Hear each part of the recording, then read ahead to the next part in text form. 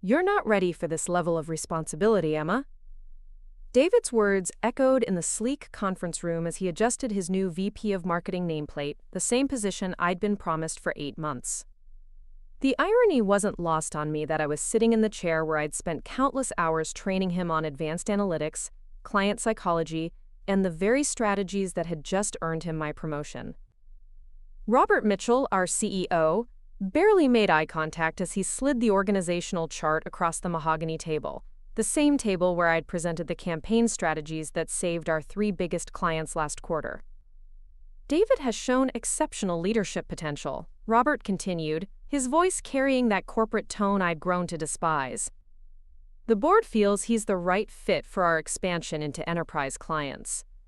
I stared at the chart showing David's name where mine should have been, remembering the late nights I'd spent walking him through client presentations, the weekends I'd sacrificed to fix his mistakes, the promotion I'd been verbally promised after landing the TechFlow account that brought in $3 million in annual revenue. What happened next didn't just change my career trajectory, it ignited a revolution in Austin's digital marketing scene that nobody saw coming. Before we jump back in, tell us where you're tuning in from, and if this story touches you, make sure you're subscribed.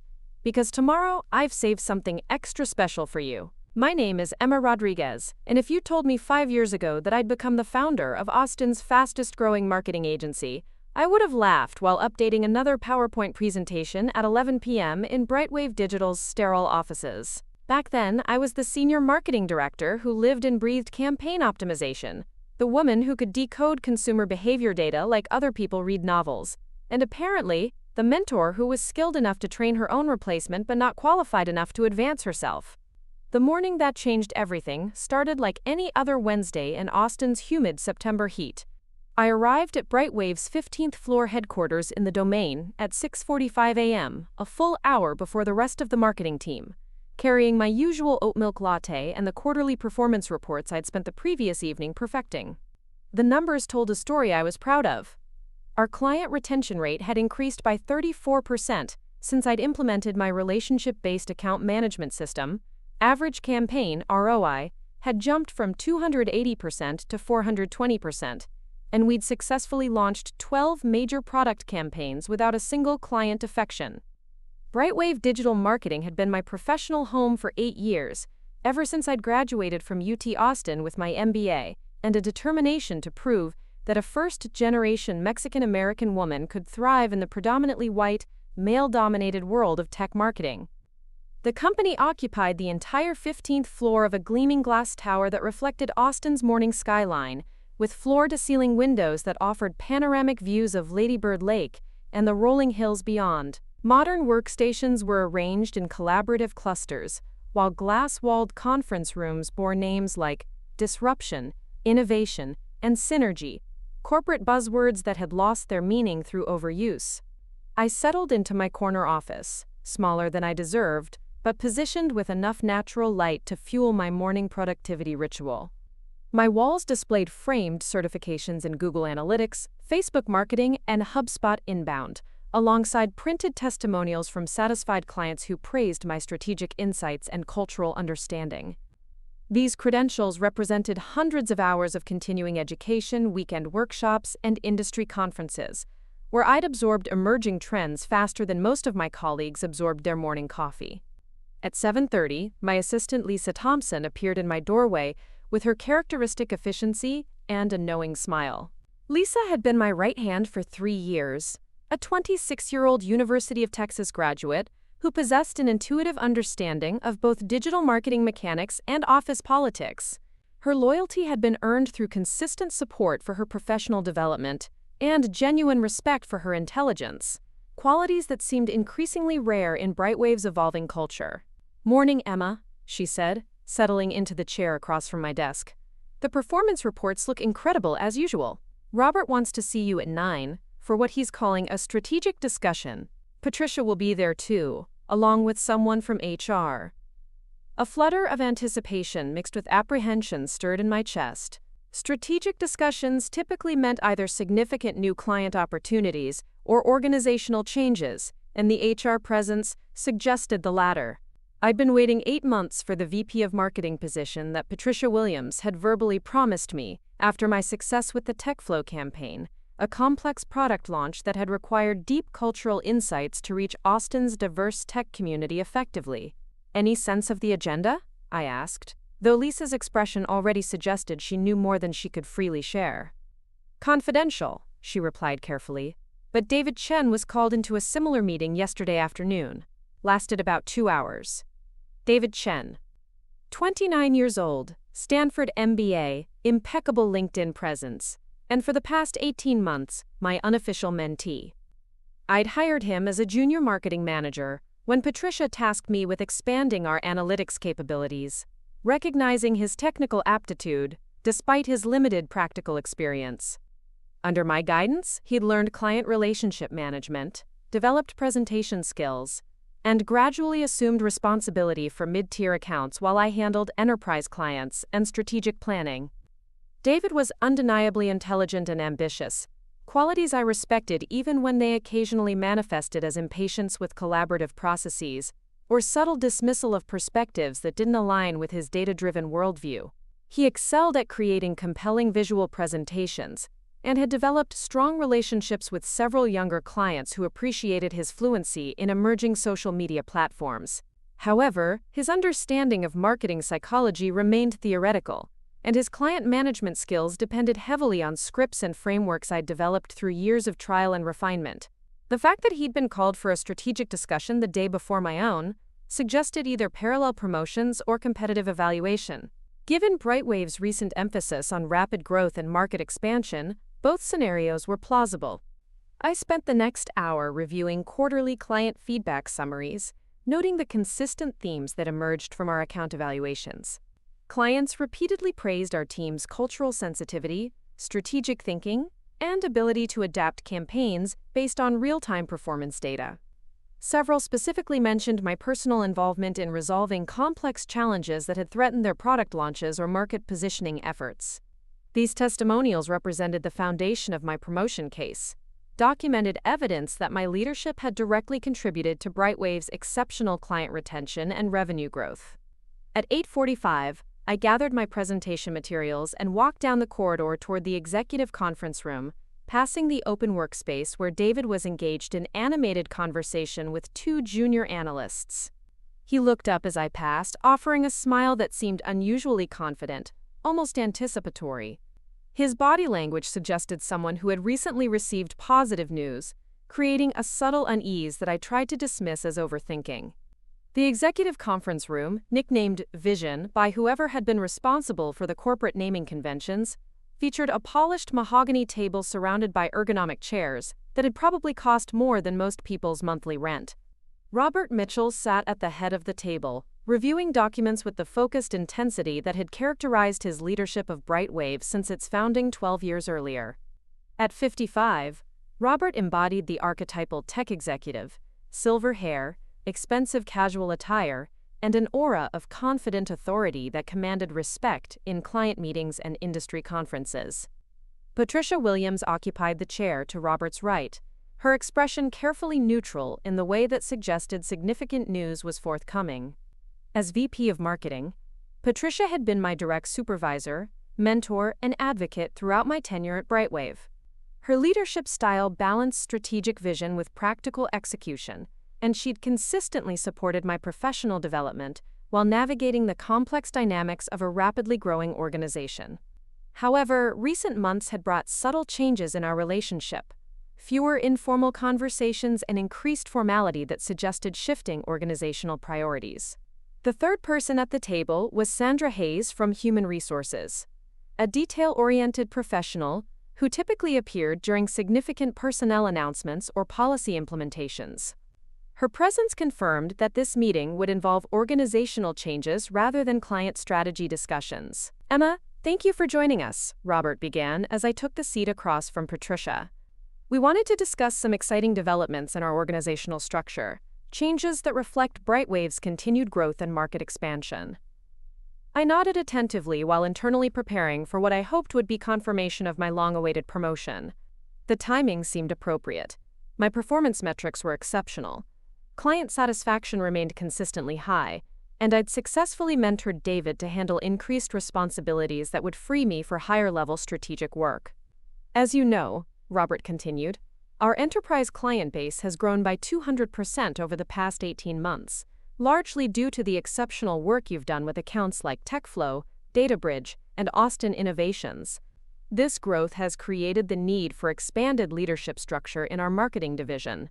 Patricia leaned forward slightly, taking over the presentation with the smooth transition that characterized their collaborative leadership style.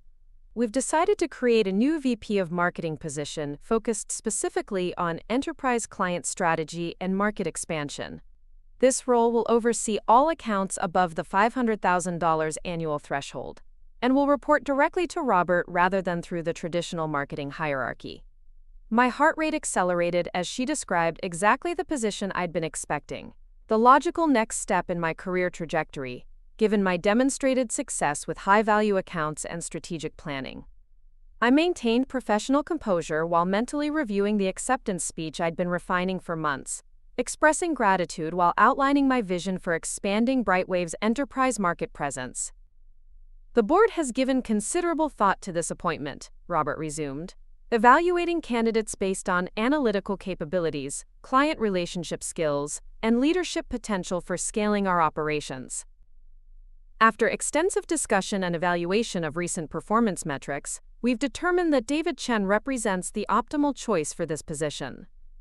The words landed like a physical blow, requiring several seconds to process their meaning. David Chen, the junior manager I'd hired and trained, the colleague who had learned client relationship management by observing my approaches, the person who still asked for guidance on complex campaign optimization challenges. David has demonstrated exceptional analytical capabilities and innovative thinking, Patricia explained, her tone suggesting she was reading from prepared notes rather than speaking from personal conviction. His fresh perspective and technological expertise align perfectly with our expansion strategy. He'll officially assume the VP role next Monday, with full authority over enterprise accounts and strategic partnerships. I struggled to maintain professional demeanor while processing this unprecedented reversal of expectations. I appreciate the confidence the board has shown in our team's capabilities, I managed to say, my voice remarkably steady given the emotional turbulence churning beneath the surface. David has certainly benefited from extensive mentoring and guidance. I'm curious about the evaluation criteria that led to this decision. Robert's expression shifted subtly, suggesting discomfort with direct questioning of board decisions. David's analytical background and strategic thinking impressed the board during his presentation last week. His vision for leveraging artificial intelligence and automation in campaign management represents the kind of forward-thinking approach we need for market leadership. Preparing and narrating this story took us a lot of time, so if you are enjoying it, subscribe to our channel. It means a lot to us. Now back to the story. The irony was devastating. David's vision for AI integration was based entirely on research I'd conducted and strategic frameworks I'd developed over months of investigation into emerging marketing technologies. His presentation had undoubtedly featured insights, methodologies, and recommendations that originated from our collaborative work sessions, now presented as his independent innovations. What does this restructuring mean for my role and responsibilities? I asked, maintaining professional curiosity while internally calculating the implications of this organizational shift. Patricia consulted her notes before responding. You'll continue as Senior Marketing Director with expanded responsibilities for mid-tier accounts and team development. Your mentoring skills and operational expertise make you invaluable for supporting our growing staff and ensuring consistent service quality across all client segments. Mid-tier accounts. Team development. Supporting staff. The language of lateral movement disguised as opportunity, the corporate euphemisms for being passed over while maintaining face-saving titles. After 8 years of building Brightwave's enterprise capabilities, I was being repositioned as a training coordinator for junior staff, while my former mentee assumed control of the strategic work I'd developed. The compensation adjustment reflects these expanded responsibilities, Sandra interjected, sliding a document across the table. A 7% increase in base salary plus enhanced benefits package. I glanced at the figures, noting that David's promotion likely included equity participation and performance bonuses that would dwarf my modest salary adjustment.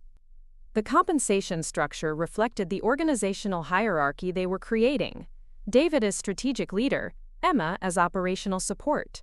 I'd like some time to review these changes and consider how they align with my career objectives, I said, buying time to process this unexpected development without making emotional decisions I might regret. Of course, Robert agreed readily. Take the rest of the day to think things through. David's transition will begin Monday, so we'll need to coordinate knowledge transfer and client relationship handoffs over the weekend. Knowledge transfer, client relationship handoffs. They expected me to spend my weekend training David to manage the accounts I'd built, explaining the strategic nuances and relationship dynamics that had taken years to develop. The audacity was breathtaking. As the meeting concluded with perfunctory expressions of confidence in the team's continued success, I gathered my materials and walked back to my office in a state of professional shock. Lisa looked up expectantly as I entered, reading my expression with the intuitive understanding that made her such an effective assistant. "Not the news we were hoping for?" she asked gently. "David Chen is the new VP of Marketing," I said simply, settling into my chair and staring out at the Austin skyline, where morning traffic moved in predictable patterns along highways that led somewhere specific. Lisa's expression shifted through surprise, confusion, and then anger. "That's impossible. You trained him. You built those client relationships. You developed the strategies that made this expansion possible." Her loyalty was touching, and validation that my assessment of the situation wasn't distorted by personal disappointment. An objective observer recognized the fundamental injustice of promoting someone over the person who had made their success possible. "Corporate decisions rarely prioritize fairness," I replied, though the calm in my voice masked the fury building inside me. "The question now is how to respond in a way that serves my long-term interests, rather than just my immediate emotions." For the rest of the morning, I maintained normal productivity while my mind processed the implications of this organizational shift. I reviewed client files, updated campaign analytics, and responded to emails with professional efficiency, but part of my attention was calculating possibilities that hadn't existed 12 hours earlier. By lunchtime, I'd reached a preliminary conclusion that would have seemed impossible that morning. If Brightwave didn't value my contributions enough to promote me over someone I'd trained, perhaps it was time to find an organization that would. And if no such organization existed in Austin's competitive marketing landscape, perhaps it was time to create one. The afternoon brought a steady stream of colleagues offering condolences disguised as congratulations, each expressing surprise at David's appointment while carefully avoiding direct criticism of management decisions. Their diplomatic responses confirmed what I'd suspected. This promotion had surprised everyone who understood the actual dynamics of our marketing team. At 4:30, David appeared in my doorway with an expression combining triumph and awkward recognition of the circumstances surrounding his advancement. "Emma, I wanted to thank you personally for all the guidance and support you've provided. I know this transition might feel sudden, but I hope we can continue collaborating effectively." The words were appropriate, but his tone carried the confidence of someone who believed they deserved their good fortune, rather than recognizing they'd benefited from another's misfortune. He'd prepared this speech, probably practiced it in the mirror while adjusting his new business cards. "Congratulations on your promotion," I replied evenly. "I'm sure you'll find the enterprise accounts both challenging and rewarding. The client relationships require careful attention to personal dynamics and cultural considerations that don't always appear in the analytical data." His nod suggested polite acknowledgement rather than genuine understanding of the complexity involved in managing high-stakes client relationships. David excelled at creating presentations and analyzing performance metrics, but he'd never had to repair a damaged client relationship through personal conversation or adapt campaign strategies based on subtle cultural insights that couldn't be quantified. "I was hoping we could schedule time this weekend to discuss knowledge transfer," he continued. "Robert wants me to be fully briefed on all enterprise accounts before Monday." Of course he did. They expected me to spend my weekend teaching David everything I knew about the clients and strategies that should have remained under my management. The assumption that I would comply with this request demonstrated how completely they misunderstood both my character and my current state of mind. "I'll need to check my availability," I said neutrally. This weekend was already committed to family obligations that can't be easily rescheduled. David's expression flickered with mild annoyance at this unexpected complication to his transition timeline. He'd probably assumed that my cooperation was guaranteed, that professional obligation would override personal dignity. After he left, I sat alone in my office, watching the late afternoon sun cast long shadows across Austin's downtown landscape. The city's skyline reflected its transformation from quirky college town to major technology hub, an evolution that had created opportunities for innovative companies willing to challenge established approaches. Perhaps my own professional evolution required similar willingness to embrace uncertainty rather than accept comfortable limitations. Lisa knocked softly on my doorframe. "I'm heading out unless you need anything else today. Just wanted to say that whatever you decide to do next, you won't be doing it alone." Her words carried implications beyond simple loyalty. Lisa understood the value of what we'd built together and recognized that my departure would diminish Brightwave's capabilities regardless of David's analytical skills or strategic vision. "Thank you," I said, meaning it more deeply than she probably realized. That kind of support means everything during transitions like this. After she left, I remained in my office until well past normal business hours. Not because I had urgent work to complete, but because I needed time to think without interruption. The building gradually emptied as colleagues departed for their evening routines, leaving me alone with the hum of air conditioning and the distant sound of Austin traffic navigating rush hour congestion. By the time I finally gathered my belongings and headed for the parking garage, I'd reached a decision that would have seemed impossible that morning. I would not be spending my weekend training David to manage my accounts. I would not be accepting a lateral role disguised as expanded responsibility. And I would not be continuing my career at Brightwave under an organizational structure that valued my contributions so little. Instead, I would be exploring possibilities that hadn't existed 12 hours earlier, investigating whether Austin's booming technology scene offered opportunities for experienced marketing professionals willing to bet on their own capabilities rather than wait for others to recognize their value. The drive home through Austin's evening traffic provided time to process the emotional impact of the day's revelations while beginning to formulate concrete next steps. My mind alternated between anger at the injustice of David's promotion and excitement about possibilities that unlimited freedom might create. For 8 years, I'd operated within Brightwave's constraints, adapting my vision to fit their organizational culture and strategic priorities. What might be possible if those constraints were removed entirely? My apartment in East Austin had always been my sanctuary. A converted warehouse loft with exposed brick walls and industrial lighting that reflected the city's creative spirit without the corporate sterility of the domain. That evening, I sat on my vintage leather couch with a glass of Texas wine, staring at my laptop screen displaying LinkedIn profiles of Austin's marketing elite while processing the day's emotional earthquake. The irony wasn't lost on me that I was contemplating my professional future in a space that embodied everything Brightwave claimed to value, but never actually embraced: authenticity, creativity, and respect for individual expression.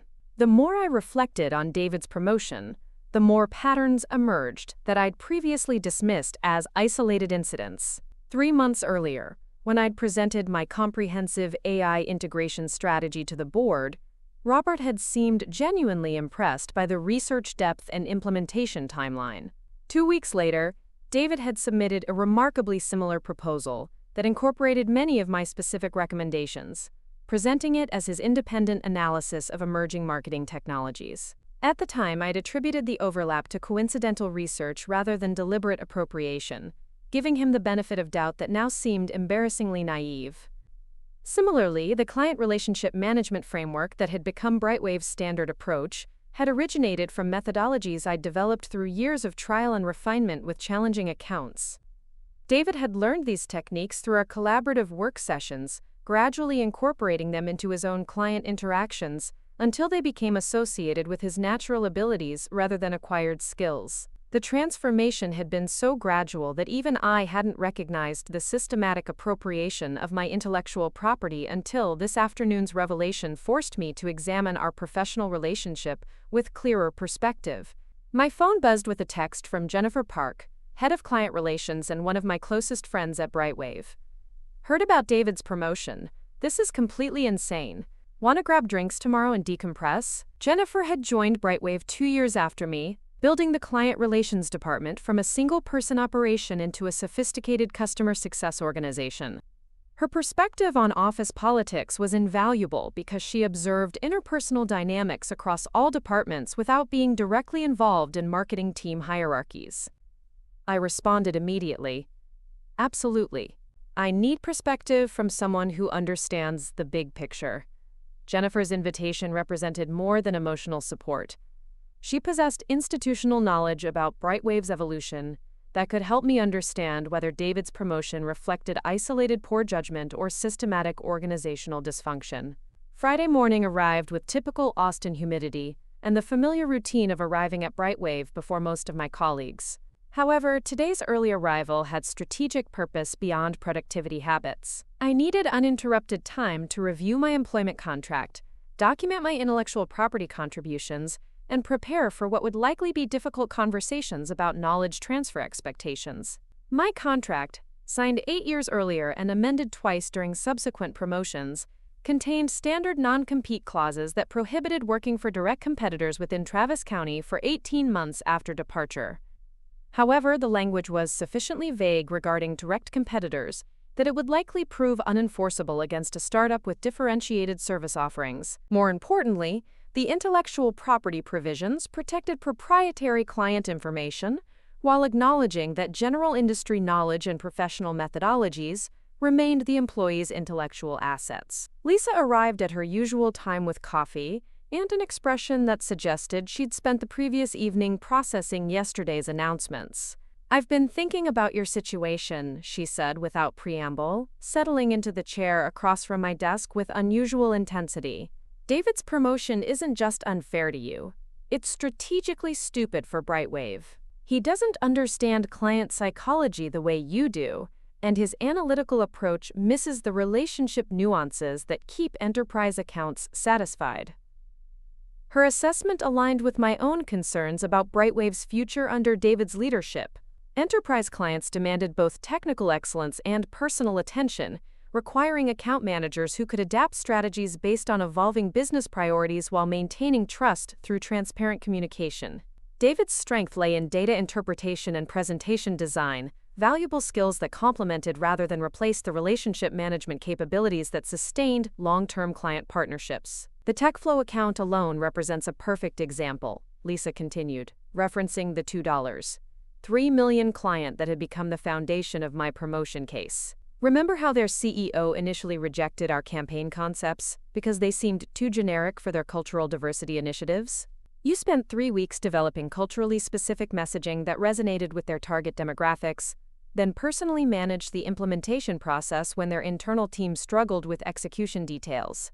David would have stuck with the original concept and lost the account entirely."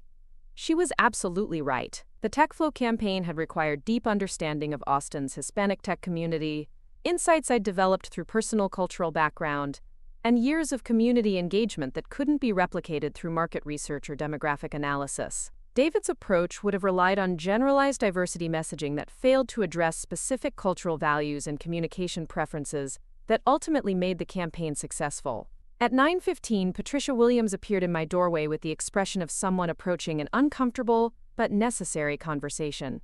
"Emma, do you have a few minutes to discuss the transition planning for your enterprise accounts?" I gestured toward the chair Lisa had vacated, noting Patricia's carefully neutral tone that suggested management had prepared talking points for handling my potential resistance to their reorganization plans. "Of course.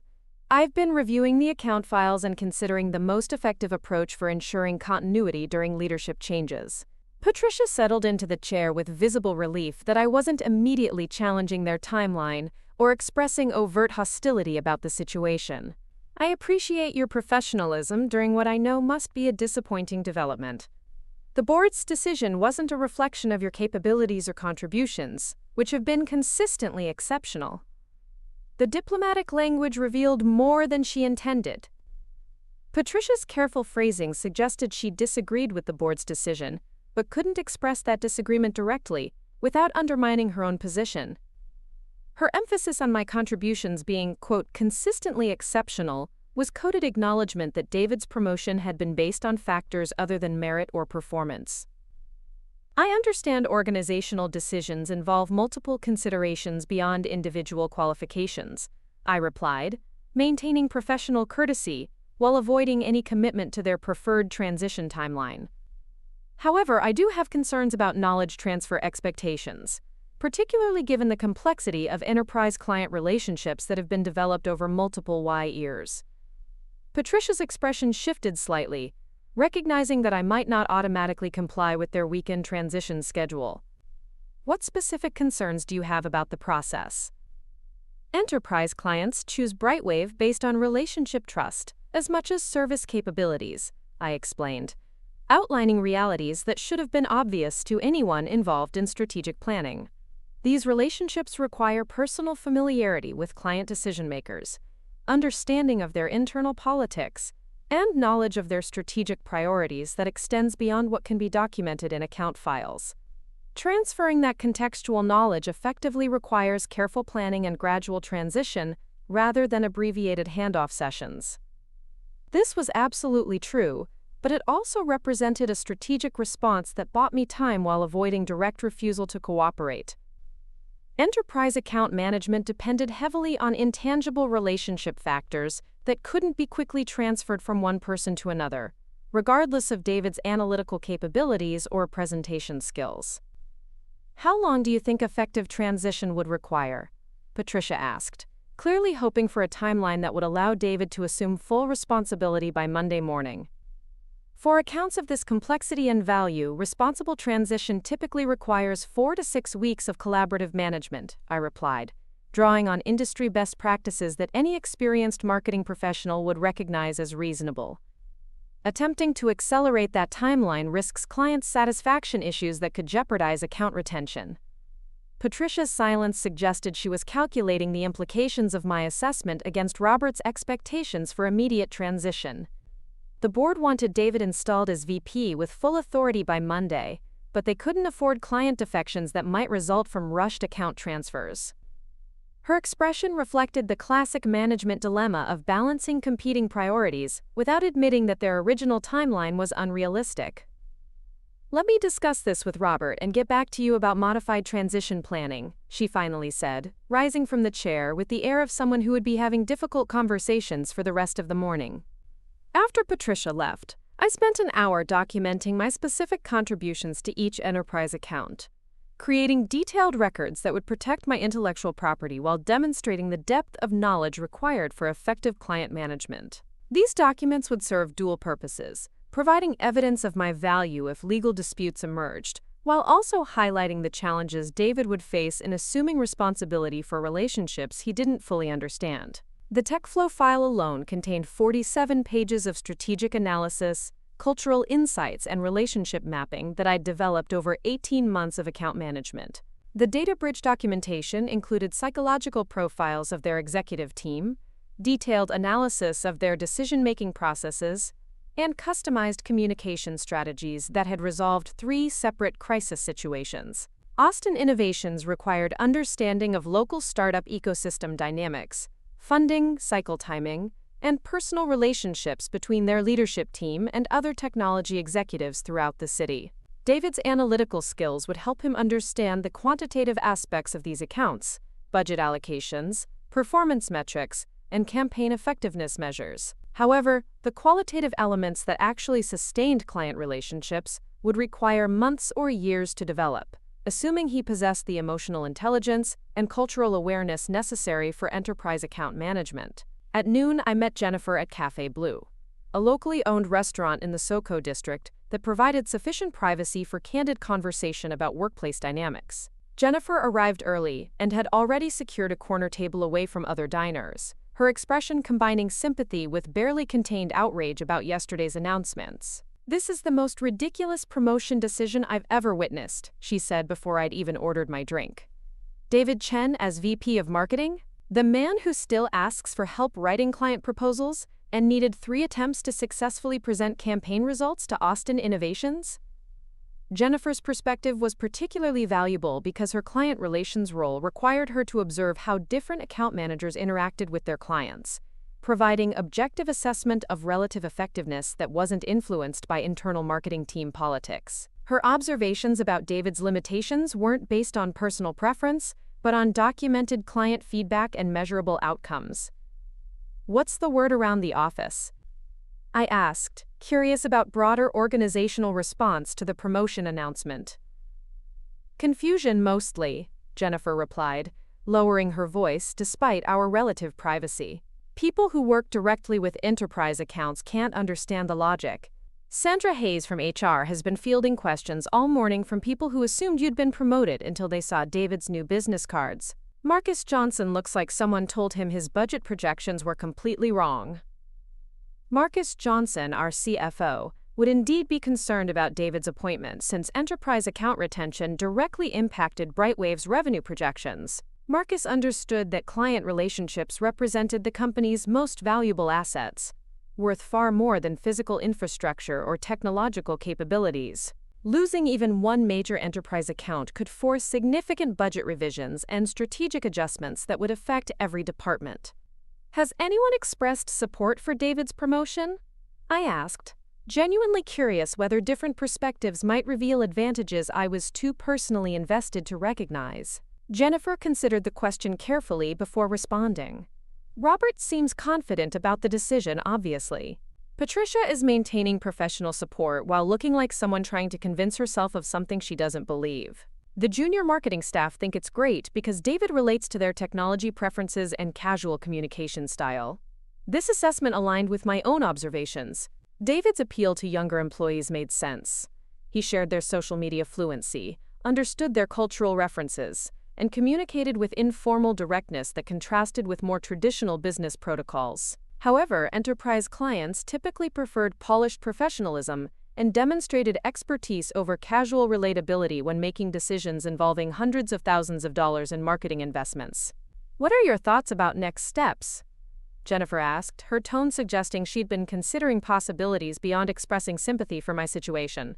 "I'm evaluating options that would allow me to utilize my capabilities more effectively than the modified role they're offering," I replied diplomatically, testing her reaction to the possibility that I might leave Brightwave entirely. Jennifer's expression shifted to serious attention. "Are you considering other positions in Austin? Because if you are, I know several agency executives who would be very interested in conversations with someone of your background and track record." Her immediate offer of networking assistance confirmed what I'd suspected. My reputation in Austin's marketing community extended beyond Brightwave's walls. Jennifer's willingness to facilitate introductions also suggested that my departure wouldn't surprise her or other industry professionals who understood the relative qualifications involved in David's promotion. "I'm exploring various possibilities," I said carefully, not wanting to commit to specific courses of action while my emotional processing was still incomplete. The important thing is finding situations where my contributions would be properly valued and where I could continue growing professionally. We spent the next hour discussing Austin's marketing landscape, identifying agencies and technology companies that might offer advancement opportunities for experienced professionals. Jennifer's industry knowledge was extensive, and she provided insights about organizational cultures, leadership styles, and growth trajectories that would influence any career decisions I made. As lunch concluded, Jennifer offered a final perspective that crystallized my own evolving thoughts. "You know, Emma, some of the most successful marketing executives in Austin started their own agencies when they couldn't find existing organizations that matched their vision and capabilities. The market here is definitely big enough to support innovative approaches, especially if they're backed by proven track records and strong client relationships." The suggestion wasn't entirely unexpected. I'd been peripherally aware that Austin's business environment supported entrepreneurial ventures, particularly in technology-related fields. However, Jennifer's comment was the first time anyone had directly suggested that starting my own agency might be a viable alternative to seeking employment elsewhere. Friday afternoon at Brightwave felt surreal, with normal business activities continuing while my professional world underwent fundamental transformation. I attended scheduled meetings, reviewed campaign performance data, and responded to client emails with practiced efficiency, but part of my attention remained focused on longer-term planning that had nothing to do with Brightwave's organizational priorities. At 3:45, David appeared in my doorway again, this time carrying a notebook and wearing the expression of someone prepared for detailed business discussions. "Emma, I was hoping we could start the knowledge transfer process this afternoon. Robert wants me fully briefed on all enterprise accounts before Monday morning." His presumption that I would be available for extensive briefing sessions on Friday afternoon demonstrated the same entitled attitude that had characterized his approach to professional development throughout our working relationship. David had always assumed that my time and expertise were available whenever convenient for his advancement, without considering whether those assumptions aligned with my own priorities or obligations. "I appreciate your enthusiasm for the new role," I replied evenly, "but I'm not available for extended briefing sessions today. My weekend schedule is already committed to obligations that can't be modified on short notice." David's expression flickered with surprise and mild annoyance. He'd clearly expected immediate cooperation with his transition timeline, probably assuming that professional courtesy would override any personal feelings about his promotion. His reaction revealed how little he understood about the complexity of client relationship management, or the time investment required for effective knowledge transfer. "Robert emphasized that this transition needs to happen quickly," he said, attempting to leverage organizational authority to override my schedule preferences. "Maybe we could start with just the most critical accounts: TechFlow, DataBridge, and Austin Innovations."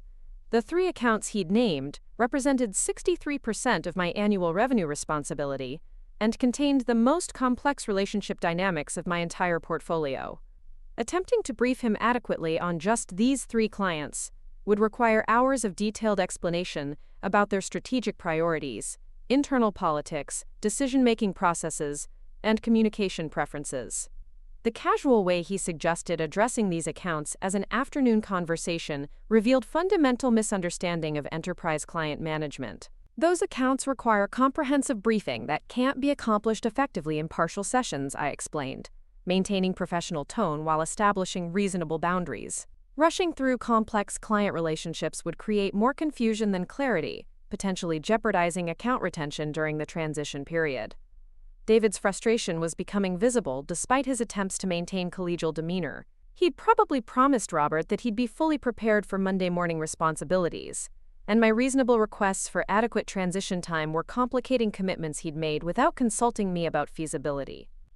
"When would you be available for these briefings?" he asked, his tone carrying subtle pressure that suggested professional obligation should supersede personal convenience. "I'll need to review my schedule and get back to you early next week about availability for comprehensive transition planning," I replied, buying additional time while avoiding direct confrontation about his unrealistic expectations. This response clearly wasn't what David wanted to hear, but he couldn't openly challenge my right to control my own schedule without appearing unreasonable. His expression suggested he was calculating alternative approaches that might accelerate the knowledge transfer process without requiring my full cooperation. After David left, I sat alone in my office considering the implications of this interaction alongside my broader situation. His entitled attitude toward my expertise and availability reflected organizational culture that viewed my contributions as transferable assets rather than valuable capabilities deserving appropriate respect. The assumption that I would prioritize his transition convenience over my personal obligations demonstrated how completely they misunderstood both my character and my current emotional state. More significantly, David's emphasis on immediate transition revealed strategic weakness in Brightwave's planning. They'd announced his promotion without adequate preparation for knowledge transfer complexities, creating timeline pressures that prioritized organizational convenience over client relationship protection. This approach suggested either poor strategic planning or deliberate indifference to transition risks, both of which reflected poorly on leadership judgment. The remainder of Friday afternoon passed quietly, with most colleagues avoiding extended conversations about the week's organizational changes. The atmosphere throughout the marketing department felt subdued, reflecting uncertainty about how David's promotion would affect team dynamics and individual responsibilities. People were being professionally supportive while privately questioning decisions that didn't align with their understanding of relative qualifications and performance. Lisa remained in the office until nearly 6 p.m., ostensibly completing administrative tasks, but actually providing emotional support through her consistent presence and occasional knowing glances. Her loyalty during this difficult transition was deeply appreciated, though I recognized that my departure would significantly impact her own professional situation regardless of how events ultimately developed. As I prepared to leave Brightwave for what might be my final Friday as a senior marketing director, I reflected on 8 years of professional growth, relationship building, and strategic contributions that had transformed both my capabilities and the organization's market position.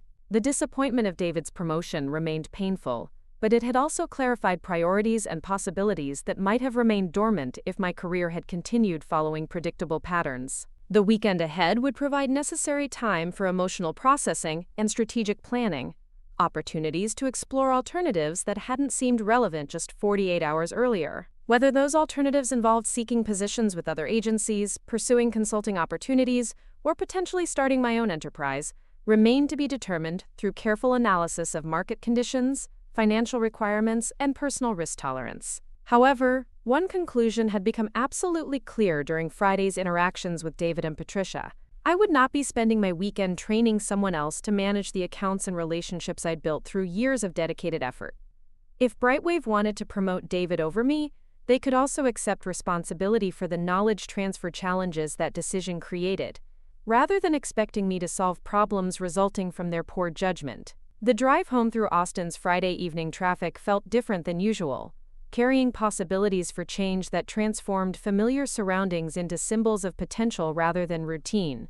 The city's skyline reflected its evolution from sleepy college town to major technology hub, a transformation that had created opportunities for innovative companies willing to challenge established approaches and serve emerging market needs. Perhaps my own professional evolution required similar willingness to embrace uncertainty, rather than accept comfortable limitations imposed by others who failed to recognize my actual capabilities. Austin's entrepreneurial ecosystem had supported countless professionals who'd chosen independence over institutional constraints, creating successful enterprises that competed effectively against larger organizations. Through superior service, cultural understanding, and genuine commitment to client success. As I parked in my building's garage and prepared for a weekend of reflection and planning, I carried with me not just disappointment about opportunities denied, but excitement about possibilities that unlimited freedom might create. For 8 years, I'd adapted my vision to fit Brightwave's organizational culture and strategic priorities. What might be possible if those constraints were removed entirely, allowing me to build something that truly reflected my understanding of effective marketing and client relationship management? The answer to that question would emerge through careful analysis of market opportunities, financial planning, and strategic evaluation of competitive positioning within Austin's dynamic business environment. But for the first time in my professional career, I would be making decisions based purely on my own judgment about what represented optimal long-term value creation, rather than compromising my vision to accommodate someone else's limited understanding of marketing excellence. Saturday morning brought clarity that had been impossible to achieve during Friday's emotional turbulence. I woke early and drove to my favorite running trail along Lady Bird Lake, using the physical activity and natural surroundings to process the week's events with clearer perspective. The trail was busy with other early morning exercisers, Austin residents maintaining fitness routines, while the temperature remained tolerable and the city's energy felt optimistic rather than overwhelming. During my 5-mile run, I found myself naturally organizing thoughts about professional alternatives into categories that hadn't seemed distinct during Friday's immediate aftermath. Employment opportunities with other agencies represented one path, offering immediate income security while potentially providing better advancement prospects than Brightwave's newly restructured hierarchy. Consulting arrangements with technology companies might leverage my enterprise account experience while offering scheduling flexibility and higher hourly compensation than traditional employment.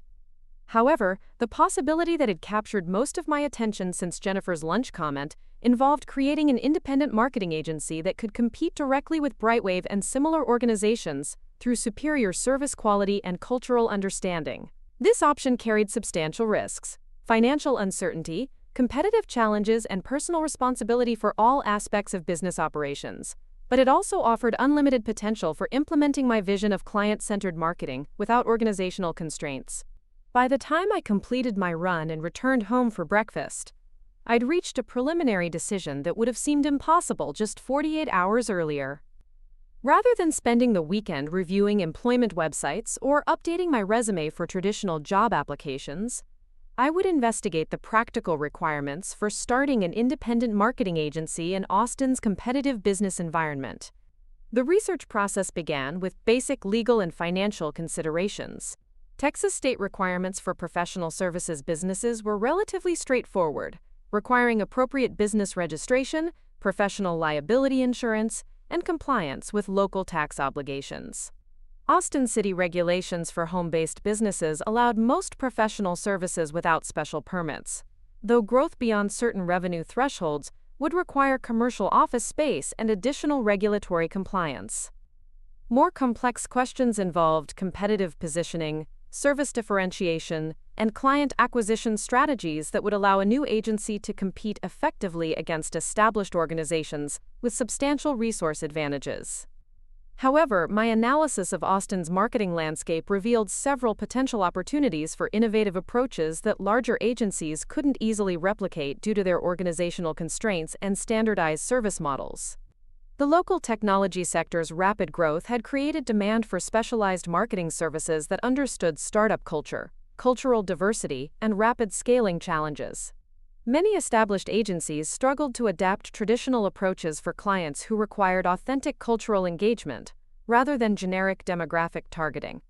My bilingual capabilities and cultural background provided natural advantages for serving Austin's expanding Hispanic business community, while my enterprise account experience offered credibility with technology companies seeking sophisticated marketing strategies.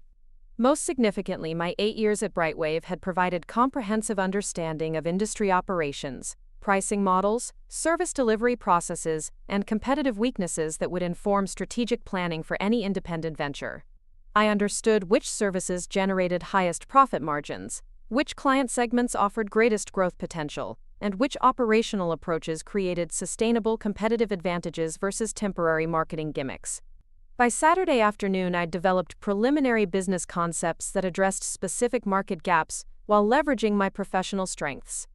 A boutique agency focused on culturally informed marketing for technology companies could differentiate itself through specialized expertise that larger organizations couldn't economically develop. Performance-based pricing models could attract cost-conscious clients while demonstrating confidence in campaign effectiveness. Remote-first operations could reduce overhead costs while offering team members flexibility that enhanced talent retention. The financial projections were encouraging, though not guaranteed. Austin's marketing services market was large enough to support multiple agencies, with annual business-to-business marketing spending exceeding $2.8 billion according to recent industry reports.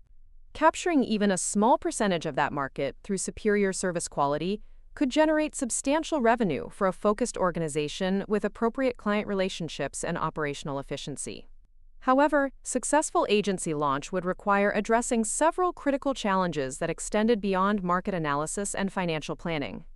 Client acquisition represented the most immediate obstacle, since enterprise accounts typically maintained long-term relationships with established providers and changed agencies only during crisis situations or major strategic shifts. Building credibility with potential clients would require demonstrating capability through successful project completion, industry recognition, and referral relationships that couldn't be developed overnight. Team development posed additional complexity, since effective marketing campaigns required collaborative expertise across multiple specialized areas: strategic planning, creative development, technical implementation, and account management. Recruiting talented professionals would require competitive compensation packages and growth opportunities that might be difficult to provide during early operational phases, when revenue remained uncertain and resource allocation required careful management. Most challenging would be competing directly against Brightwave and similar agencies for the same clients and talent pool within Austin's relatively concentrated business community. David's promotion had created immediate competitive tension, since my departure would inevitably be interpreted as criticism of Brightwave's management decisions. Robert and Patricia would likely view any independent agency I started as personal attack on their leadership, rather than legitimate business competition. potentially triggering aggressive responses designed to undermine my client relationships and professional reputation. Despite these challenges, Saturday's research had convinced me that starting an independent agency represented a viable alternative to traditional employment, provided I approached the venture with appropriate preparation and realistic timeline expectations. The combination of market opportunity, personal motivation, and professional capabilities created favorable conditions for entrepreneurial success, even considering the competitive difficulties and financial risks involved. Sunday was dedicated to more detailed planning and preliminary outreach to potential supporters who might provide guidance during the transition process. I scheduled coffee meetings with 3 former colleagues who had left Brightwave for other opportunities, hoping to gain insights about Austin's agency landscape and potential collaboration possibilities. I also researched successful female entrepreneurs in Austin's technology sector, identifying potential mentors who might offer advice about business development and competitive positioning. Most importantly, I began drafting a resignation letter that would protect my legal interests while maintaining professional relationships that might prove valuable regardless of my future direction. The letter needed to address knowledge transfer expectations diplomatically, while avoiding commitments that might interfere with competitive activities or client relationship development. The resignation letter required careful balance between professional courtesy and strategic protection of my interests. I needed to acknowledge my appreciation for opportunities Brightwave had provided, while avoiding language that might be interpreted as acceptance of their reorganization decisions or David's qualifications for enterprise account management. The document also needed to establish reasonable boundaries around knowledge transfer activities without appearing deliberately obstructive or unprofessional.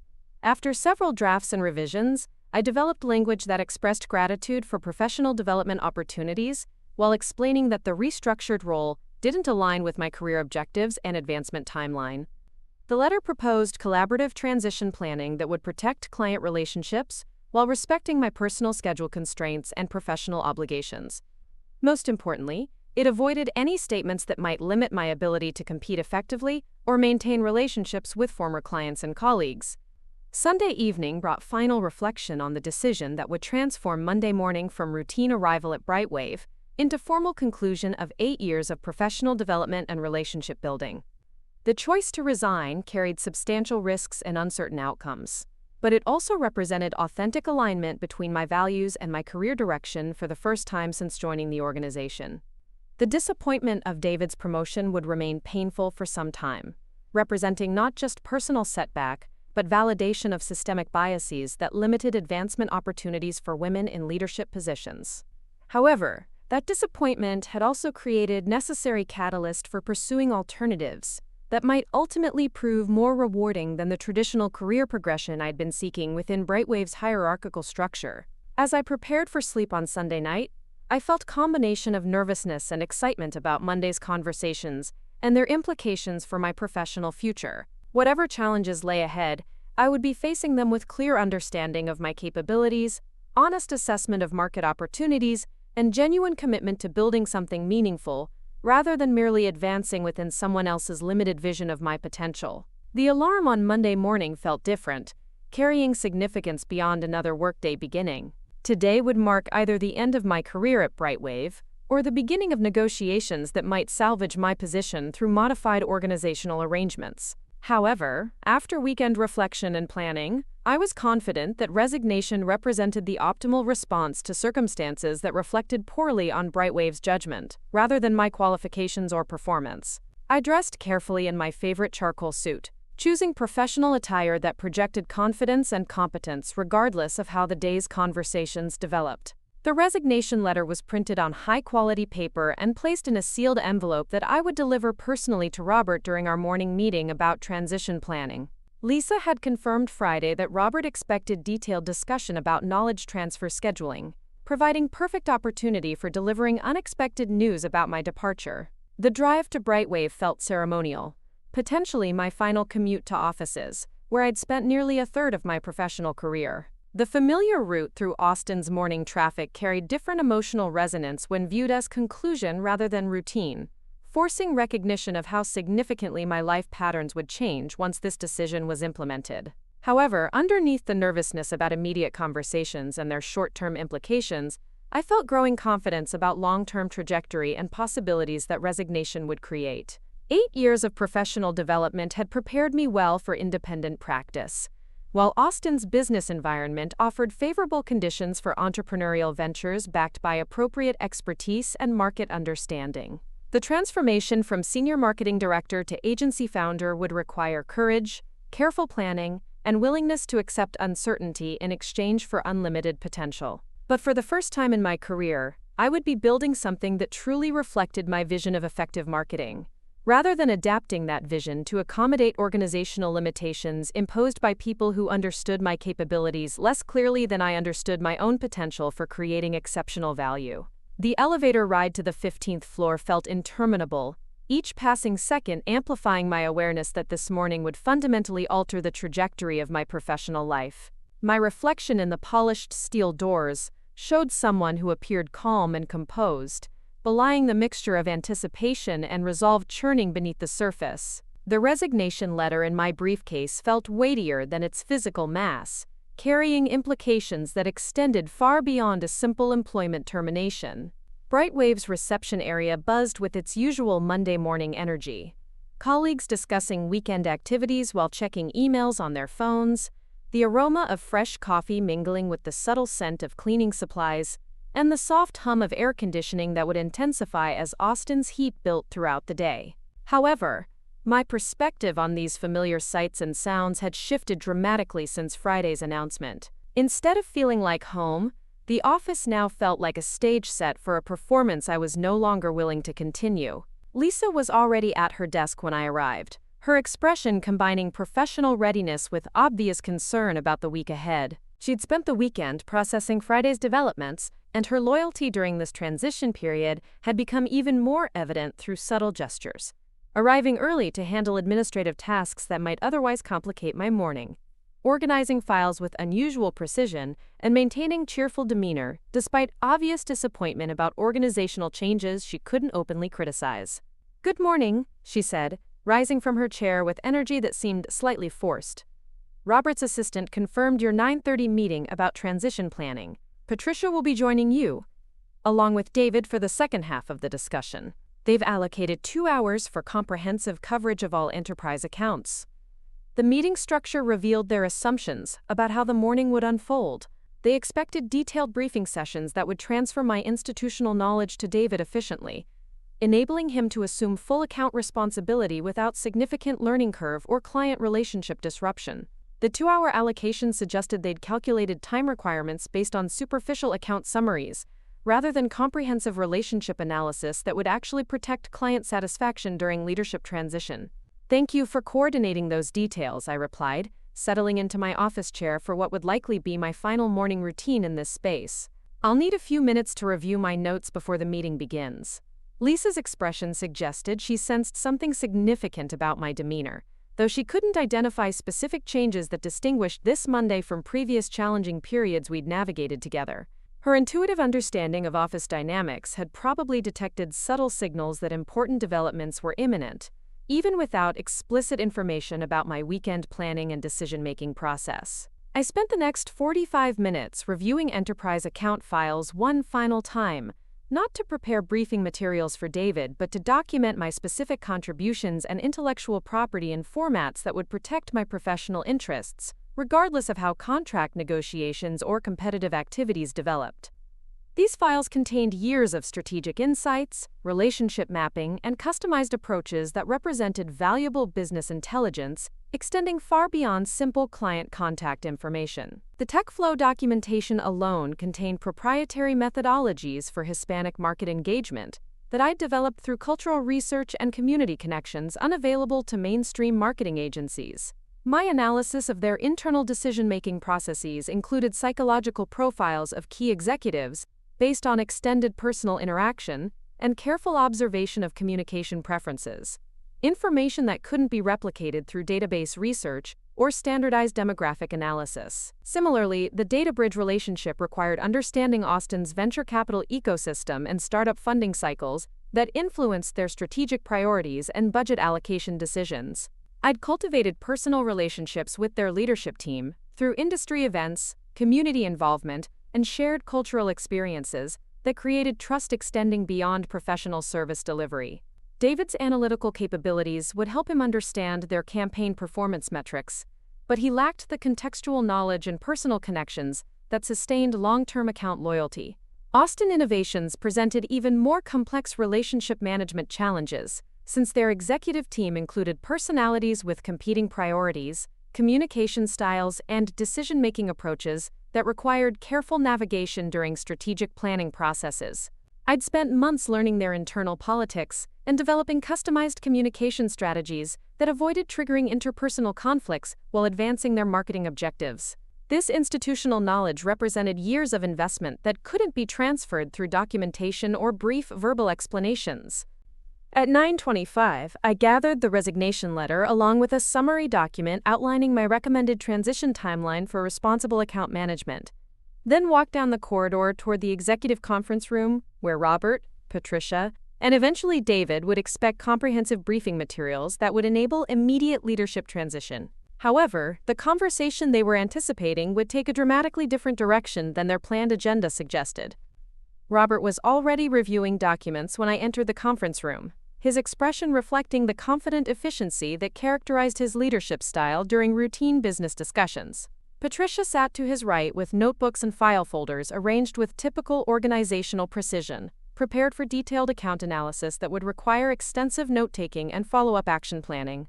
The table was set for productive collaboration rather than difficult negotiation, suggesting they hadn't considered the possibility that my cooperation might be conditional rather than guaranteed. "Emma, good morning," Robert began as I took the seat across from them. "I appreciate your flexibility in accommodating this accelerated transition timeline. I know the changes announced Friday represent adjustments to expectations you'd developed about your career progression, but I'm confident this restructuring will benefit both you and the organization in the long term." His opening comments revealed several assumptions that would be challenged within the next few minutes. Robert clearly believed my weekend reflection had produced acceptance of their reorganization decisions rather than fundamental reassessment of my relationship with Brightwave. His tone suggested paternalistic confidence that my disappointment would be temporary and manageable through appropriate explanation of their strategic rationale. "Thank you for taking time to discuss transition planning," I replied diplomatically, placing my briefcase on the table without immediately revealing its contents. "I've given considerable thought to the organizational changes and their implications for my professional development." Patricia leaned forward slightly, her expression reflecting relief that my demeanor appeared cooperative rather than confrontational. "We've prepared a detailed agenda covering all enterprise accounts, starting with comprehensive analysis of client relationship dynamics and strategic priorities. David will be joining us in 30 minutes to participate in the second half of our discussion." The mention of David's scheduled arrival provided perfect timing for delivering news that would reshape their morning agenda entirely. Rather than spending 2 hours briefing someone else to manage my accounts, we would be discussing contract termination, knowledge transfer limitations, and competitive implications of their promotion decision. "Before we begin detailed account analysis," I said carefully, "I need to address some fundamental concerns about the transition process and my role in the restructured organization." I paused briefly to ensure their full attention before continuing. After extensive consideration of the new organizational structure and my career objectives, I've concluded that my goals are no longer aligned with the opportunities available at Brightwave.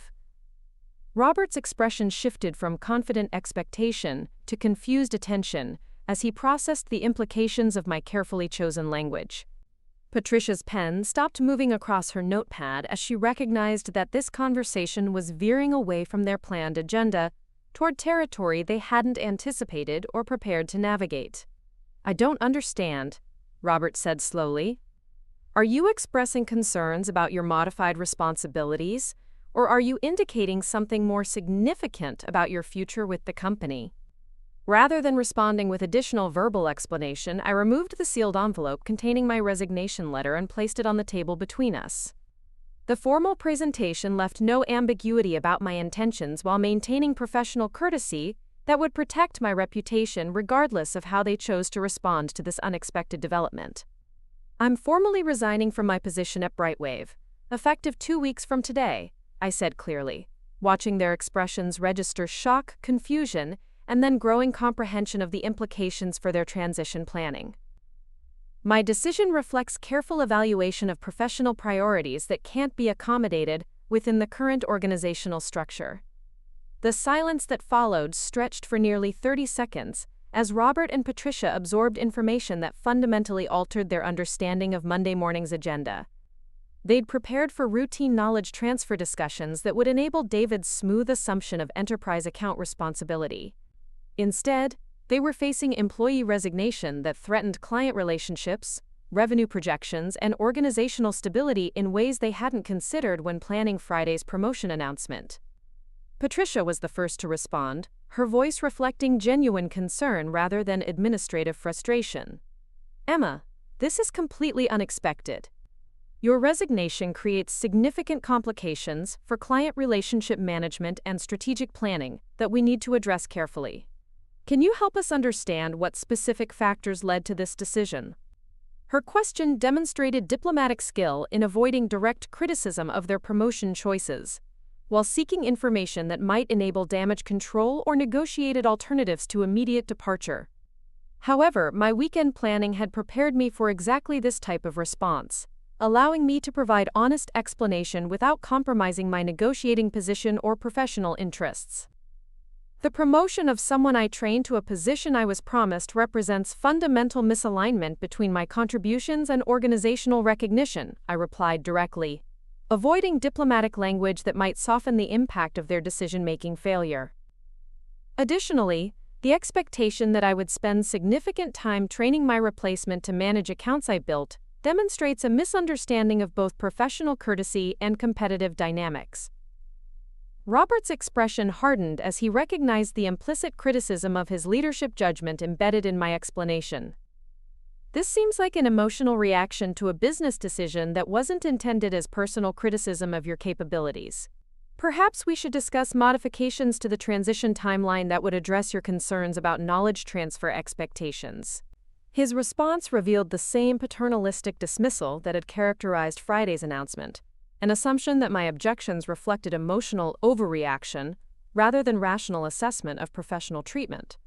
The suggestion that modified transition timelines could resolve fundamental issues of respect and recognition demonstrated how completely he misunderstood the situation's actual dynamics. "This decision isn't emotional," I corrected firmly. "It's strategic. The organizational restructuring has clarified that my professional development goals can't be achieved within Brightwave's current framework.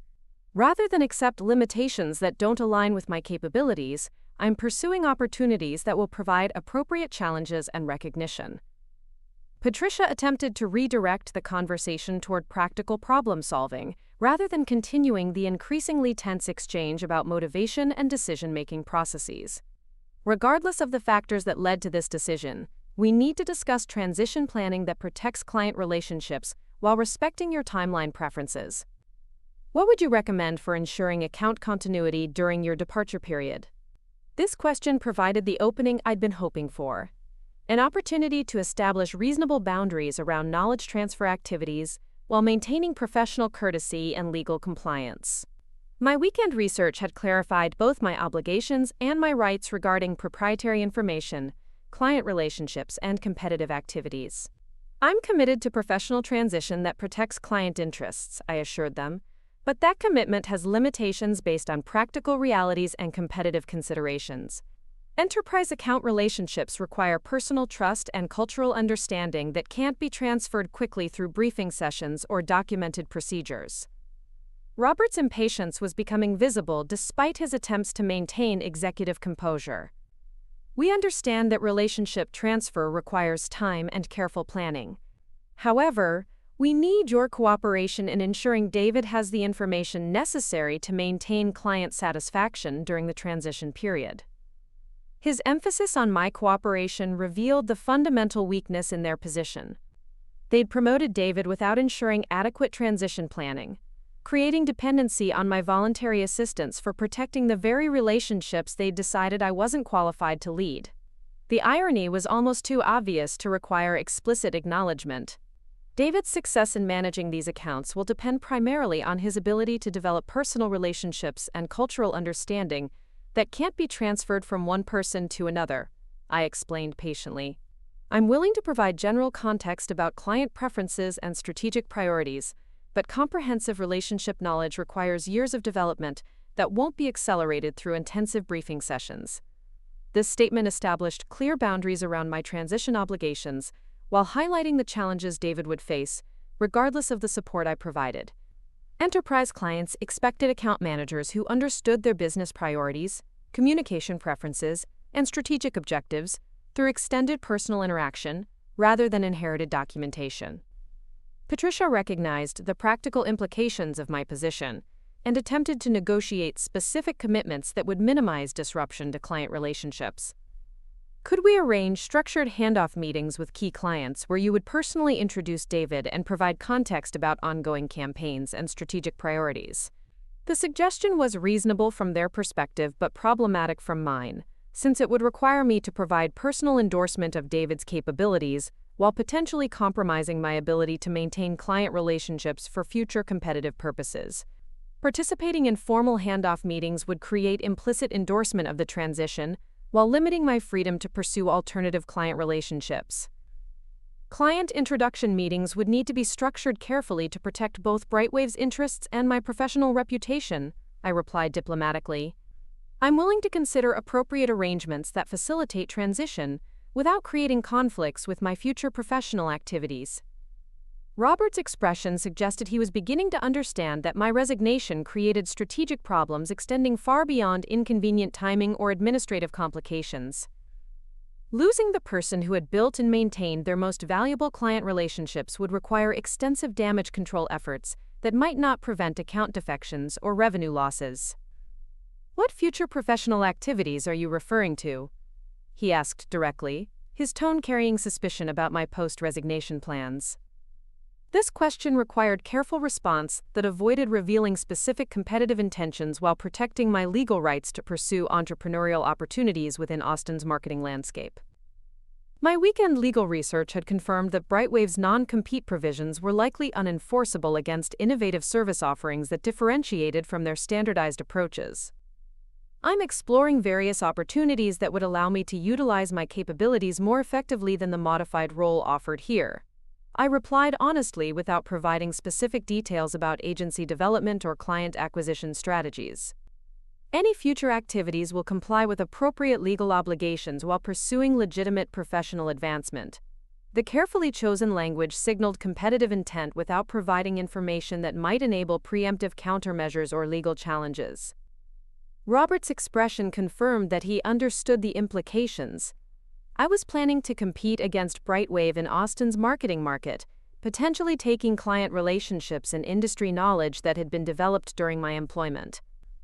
Patricia attempted to redirect the conversation toward mutually beneficial solutions that might minimize competitive damage while facilitating reasonable transition planning.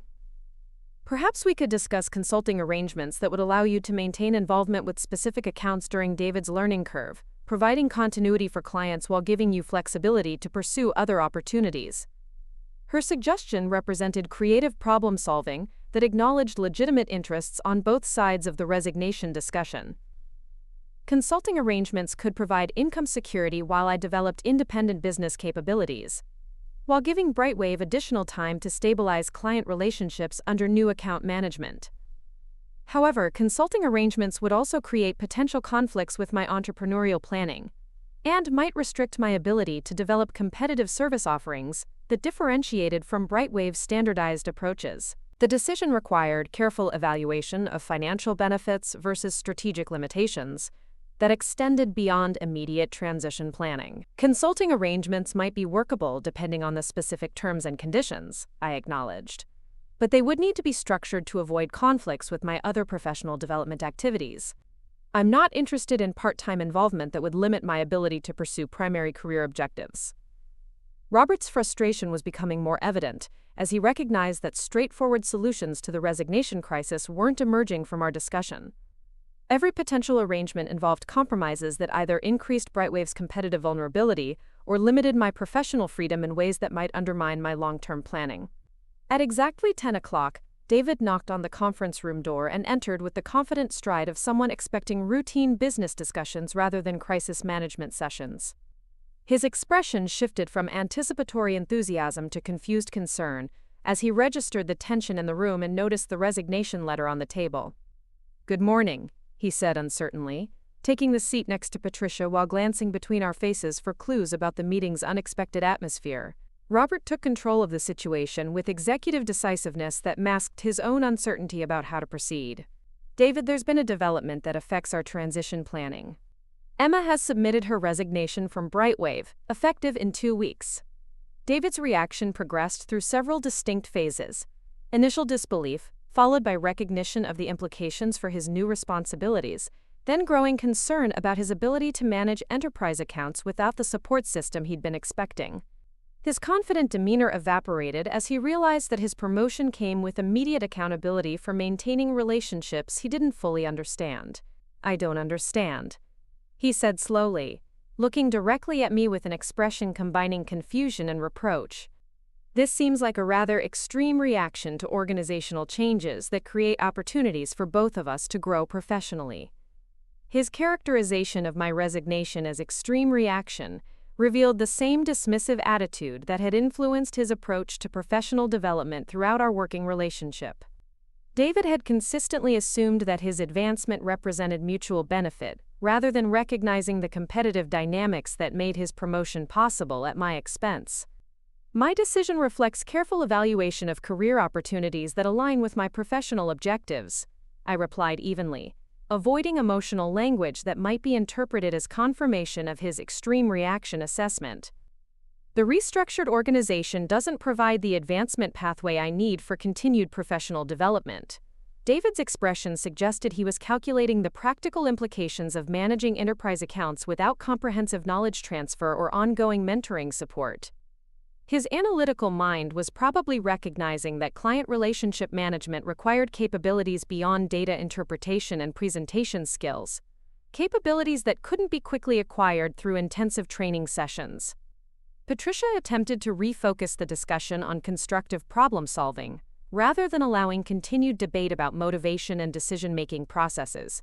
"We need to develop realistic transition planning that protects client relationships while respecting Emma's timeline and professional obligations." "David, what specific support would be most valuable for ensuring continuity in account management?"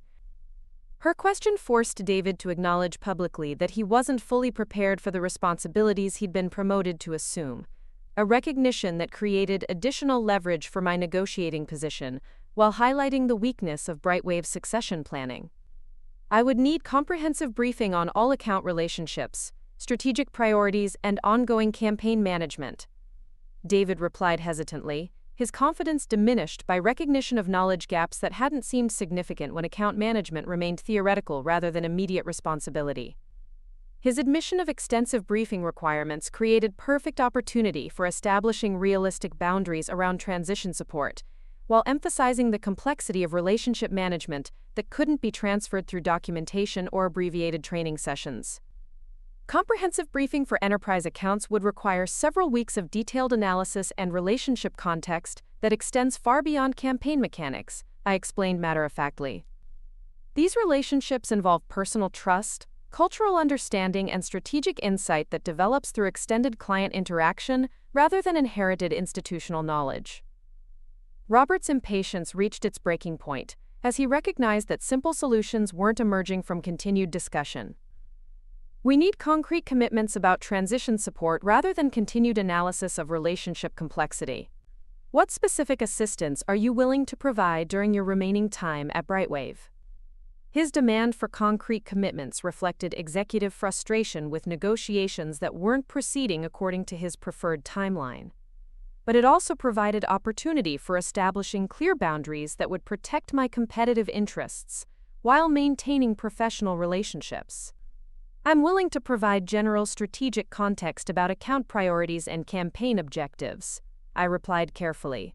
"But detailed relationship transfer would require extended collaboration that conflicts with my departure timeline and future professional activities." David's success will depend primarily on his ability to develop independent client relationships rather than inherited knowledge transfer. This statement established realistic expectations while avoiding commitments that might compromise my competitive planning, or create ongoing obligations that would interfere with entrepreneurial development. David would need to prove his account management capabilities through independent relationship building, rather than depending on comprehensive transition support.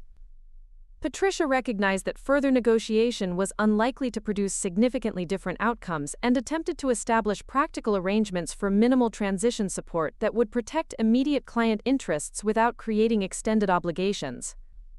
Could we arrange brief introductory meetings with your three largest accounts, TechFlow, DataBridge, and Austin Innovations, where you would provide personal introduction of David as their new account manager along with general strategic context? She proposed pragmatically. The suggestion represented reasonable compromise that would provide basic transition support without creating extended training obligations or compromising my competitive flexibility. However, even these limited commitments required careful structuring to avoid implications that might affect future client relationships. I'm willing to participate in carefully structured introduction meetings that facilitate basic transition without creating conflicts with my professional obligations. I agreed cautiously. The meetings would need to focus on immediate operational continuity rather than comprehensive strategy transfer or extended collaboration planning. David's expression reflected growing understanding that his new position carried immediate challenges that exceeded his current capabilities and preparation. The confident anticipation he'd displayed Friday afternoon had been replaced by recognition that enterprise account management required skills and knowledge that couldn't be quickly acquired through intensive preparation. Robert concluded the meeting with executive authority that masked his frustration about outcomes he couldn't control through traditional management approaches. We'll arrange client introduction meetings for later this week and develop practical transition procedures that respect everyone's professional obligations. David, you'll need to accelerate your preparation for account management responsibilities.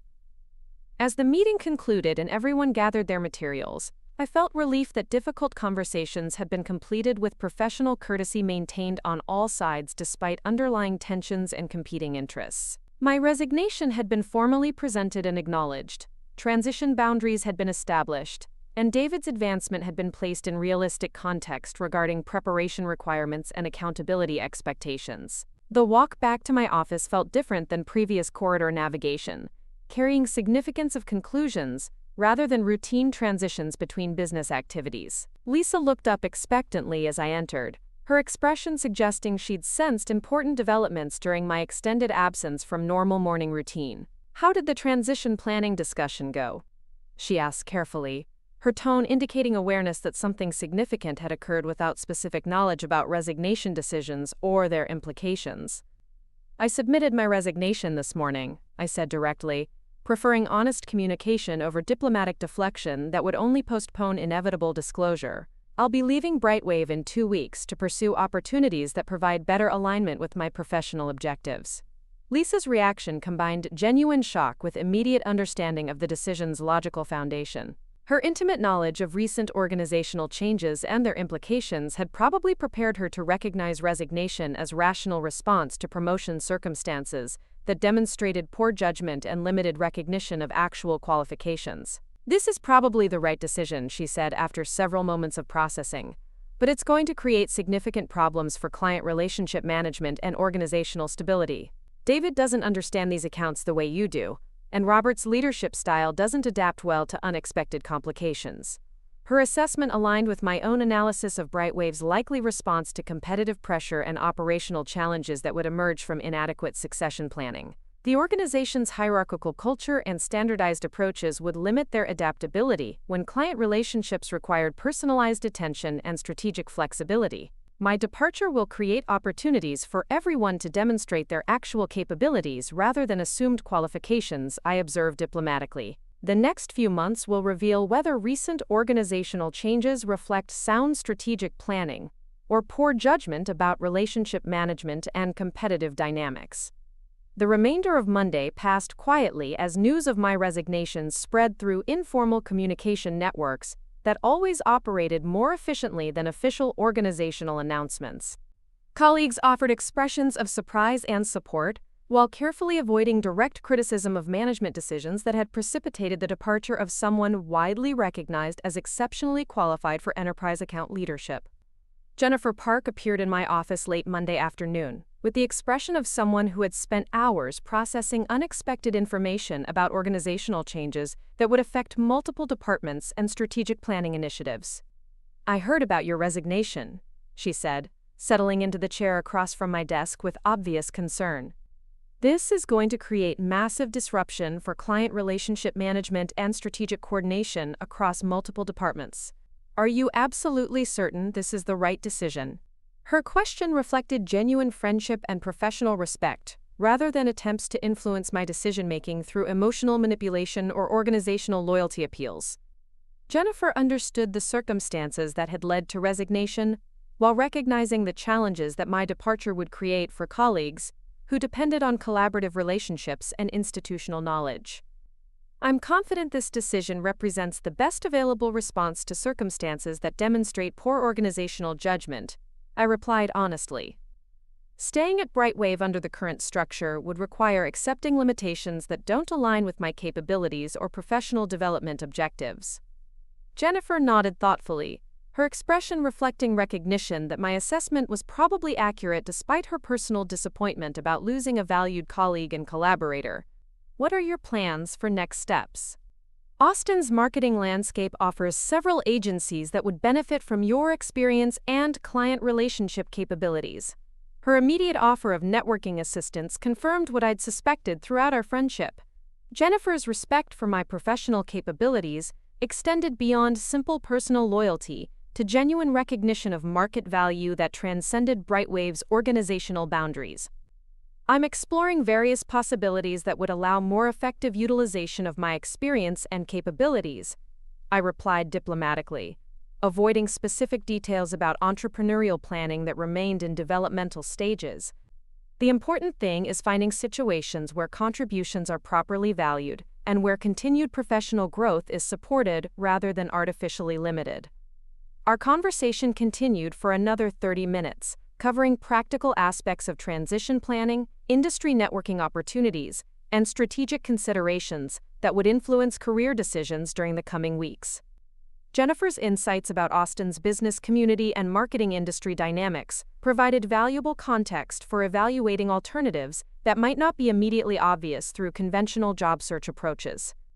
As Monday concluded and I prepared to leave Brightwave for what would be one of my final routine departures, I reflected on the day's emotional progression from nervous anticipation through difficult conversations to growing confidence about future possibilities. Submitting resignation had required courage and careful preparation, but the actual discussions had proceeded more smoothly than worst-case scenarios I'd imagined during weekend planning. Robert and Patricia's responses had been predictably focused on damage control and transition logistics, rather than genuine recognition of the organizational failures that had precipitated my departure. David's reaction had revealed the same entitled confidence that had characterized his professional development, though tempered by growing recognition of preparation inadequacies that would create immediate accountability challenges. Most significantly, the day's conversations had clarified that my departure represented strategic opportunity rather than emotional reaction, despite organizational attempts to characterize resignation as disappointing over-response to routine business decisions. The respect and support offered by colleagues like Lisa and Jennifer validated my assessment that departure reflected sound professional judgment rather than personal disappointment about advancement timelines. Tuesday morning would bring continued transition planning and administrative details that would shape my final 2 weeks at Brightwave, but the fundamental decision had been made and communicated with professional courtesy that protected my reputation while establishing appropriate boundaries around competitive activities and knowledge transfer obligations. The drive home through Austin's Monday evening traffic carried different emotional resonance than previous routine commutes, reflecting transformation from employee navigating organizational constraints to entrepreneur planning independent professional development. The familiar route through the city's business districts now represented market territory rather than simple transportation corridor, highlighting opportunities and competitive landscapes that would influence strategic planning during the coming weeks. For the first time in 8 years, my professional future would be determined entirely by my own capabilities, market understanding, and strategic judgment, rather than organizational limitations imposed by people who underestimated both my qualifications and my potential for creating exceptional value through client-centered marketing approaches that prioritized relationship quality over standardized efficiency metrics. Up next, you've got two more standout stories right on your screen. If this one hit the mark, you won't want to pass these up. Just click and check them out.